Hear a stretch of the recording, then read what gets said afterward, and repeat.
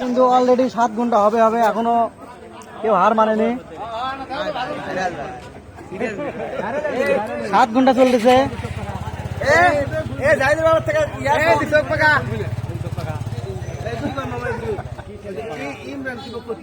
দুইজন মানুষের বাড়ি দেওগ্রাম, দুইজন বাজি লাগছে 12টার সময়।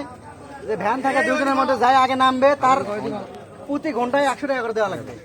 এ পর্যন্ত 7 ঘন্টা হচ্ছে, মানে এখন যাই ভ্যানের থেকে নামবে তার 700 টাকা দেওয়া লাগবে, যাই বসে থাকবে তার।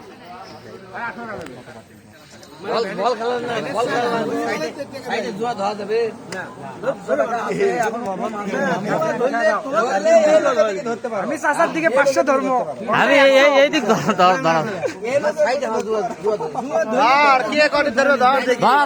যাবে। আমি কই কিছু এনারা মৃত্যুকে হার মানাতে পারে, কিন্তু এখানে হার মানবে না। এনারা মৃত্যুঞ্জয়ী, এরা মৃত্যুকে জয় করেছেন।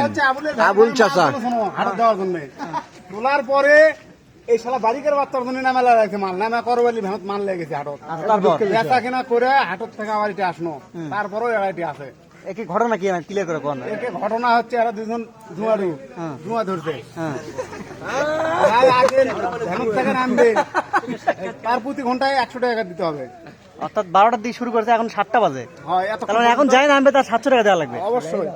অটোমেটিক 700 টাকা কতক্ষণ থাকার ইচ্ছা পোষণ করছেন? কতক্ষণ বাবা? মুরব্বি আমার 3 দিন 3 রাত পর্যন্ত চলবে, না খায় অবস্থা, পানি পর্যন্ত চলবে না। পানি খাওয়া এটি হচ্ছে কন্ডিশন আছে মাশাআল্লাহ মানে কাছে, অর্থাৎ ভ্যানের উপর যা আছে সেটা খাওয়া যাবে, বাইরের কোনো খাদ্য পানি টানি কোনো কিছু খাওয়া যাবে না।